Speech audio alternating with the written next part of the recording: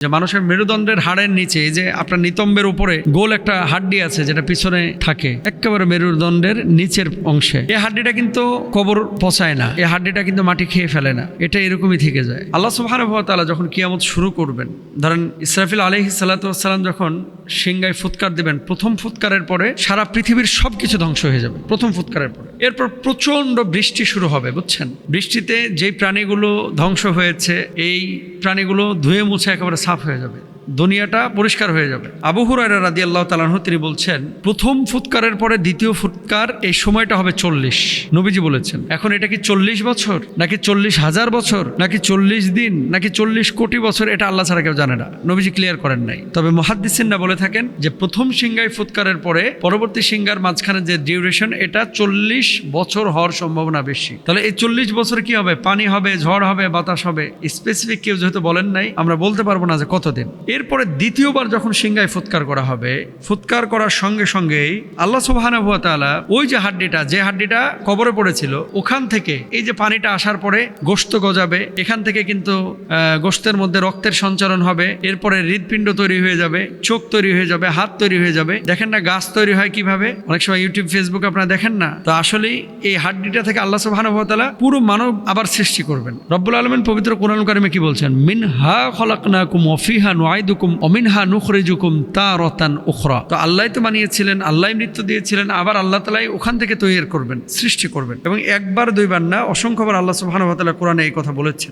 মানুষজন একসাথে সবাই জীবিত হয়ে যাবে। জীবিত হয়ে যাওয়ার পরে মানুষ তাদের কবর বা যেখানে তাদের অবশিষ্টাংশ থাকুক না কেন সেখান থেকে আল্লাহর ডাকে সাড়া দিয়ে দ্রুত বের হয়ে আসবে। আবু হুরায়রা রাদিয়াল্লাহু তাআলা আনহু এমনই হাদিস বর্ণনা করেছেন নবীজি সাল্লাল্লাহু আলাইহি ওয়াসাল্লামের থেকে। আচ্ছা, এরপরে তিনি কি বলছেন? তখন একটি হাড় ব্যতীত মানুষের গোটা শরীর পচে যাবে, আর সে হাড়টি হলো মেরুদণ্ডের হাড়, মানে এই যে মানুষের ইন্তেকালের পরে কিয়ামতের দিন এই হাড় থেকে আবার মানুষকে পুনরায় সৃষ্টি করা হবে। একটু আগে আমি যেটা বললাম। এখন আসেন বিজ্ঞান কি বলছে। মায়ের গর্ভে মানব সৃষ্টির প্রাথমিক ধাপে গর্ভধারণের প্রায় 14 থেকে 15তম দিনে ভ্রূণে একটি রেখা বা বিন্দুর আবির্ভাব ঘটে। তো আপনার এই বিন্দুটাকে বিজ্ঞানীরা বিভিন্নভাবে সংজ্ঞায়িত করে। এর থেকে মানব দেহের সব অঙ্গ প্রত্যঙ্গ, স্নায়ুতন্ত্র, মাংসপেশি, হাড় তৈরি শুরু করা হয়। শিশুর পূর্ণাঙ্গ রূপ ধারণের পর এই আদি রেখাটি সংকুচিত হয় মেরুদণ্ডের একেবারে শেষ প্রান্তে গিয়ে। এই শেষ প্রান্তে গিয়ে এটা অবস্থান নেয়, যাকে টেলবোন বলা হয়। হাদিসে এই বিশেষ হাড়টিকে আজবুজ জানাব বা মহান হাড়ও বলা হয়ে থাকে। তো এই হাড়টাকে বিজ্ঞানও কিন্তু বলতেছে যে এখান থেকে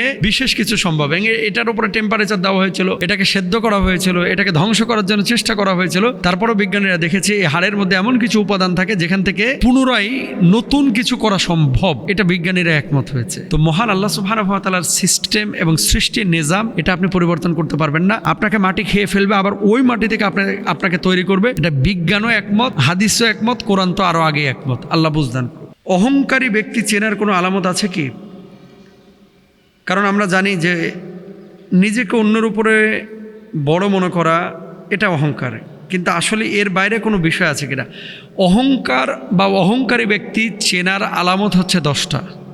যদি এই 10টা আলামত কোনো মানুষের মধ্যে দেখেন, এদের থেকে দূরে থাকবেন।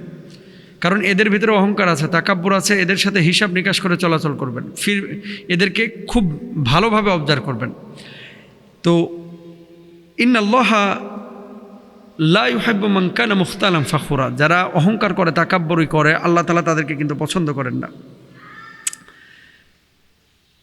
ইস্তিকবার বা অহংকার প্রকাশের 2টা ধরন হতে পারে। এক হচ্ছে নিজেকে বড় করার চেষ্টা করা, আর 2 হচ্ছে নিজের মধ্যে জানে তা আছে বলে প্রকাশ করা, অর্থাৎ মিথ্যা বড়ত্ব দেখানো।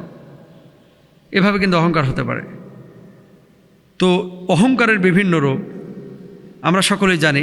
1 নম্বর হচ্ছে একটা সত্য বিষয় আপনার সামনে উপস্থাপন করা হলো বা কোনো ব্যক্তির সামনে উপস্থাপন করা হয়েছে, ও কী করলো?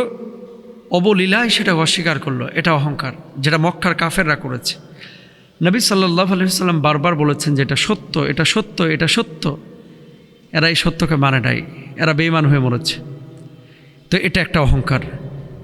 তো 1 নম্বর আলামত হচ্ছে সত্যকে কেউ যদি অস্বীকার করে তাহলে জানতে হবে লোকটা অহংকারী। 2 নম্বর, মানুষের প্রাপ্ত নিয়ামতের প্রতি হিংসা করা। একজন মানুষ সচিব হয়েছে, একজন মানুষ বিসিএস ক্যাডার হয়েছে, বড় কন্টেন্ট ক্রিয়েটার হয়েছে, বড় আলেম হয়েছে, বড় খতিব হয়েছে, শাইখুল হাদিস মুহাদ্দিস হয়েছে, হইলেও উনি শাইখুল হাদিস মুহাদ্দিস আর জ্বলতেছে আর একজনের। কেন রে ভাই? ওরে আল্লাহ বানাইছে, তোমার সমস্যাটা কোথায়? তোমার রিজিক তুমি নাও, তার রিজিক সে নেবে, তাই না? আরেকজনের ভালো দেখে এরকম জ্বলতে থাকা, এটা অহংকারের আলামত। এরকম জ্বলন্ত মানুষ থেকে দূরে থাকবেন ইনশাআল্লাহ। 2 নম্বর। 3 নম্বর, প্রবৃত্তির কারণে সত্যের বিরোধিতা করা। অনেক সময় মানুষ আমরা নফসের গোলামি করি, মানে মন যেটা চায় যা বলে তাই করি।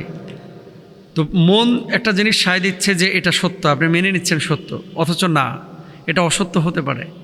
এই ধরনের অ্যাটিটিউড, এগুলো অহংকারের আলামত। 4 নম্বর, মিথ্যা ও প্রতারণা, বিশ্বাসঘাতকতা। কোনো মানুষ মিথ্যা, প্রতারণা এবং বিশ্বাসঘাতকতার সাথে নিজেকে অবলীলায় যদি জড়িয়ে ফেলে, এটাও কিন্তু একটা অহংকারের আলামত। 5 নম্বর, শক্তি ও ক্ষমতার কারণে গর্ব করা। কি হনুরে মনু, এই হেডোমল একটা ভাব, কি হনুরে মনু।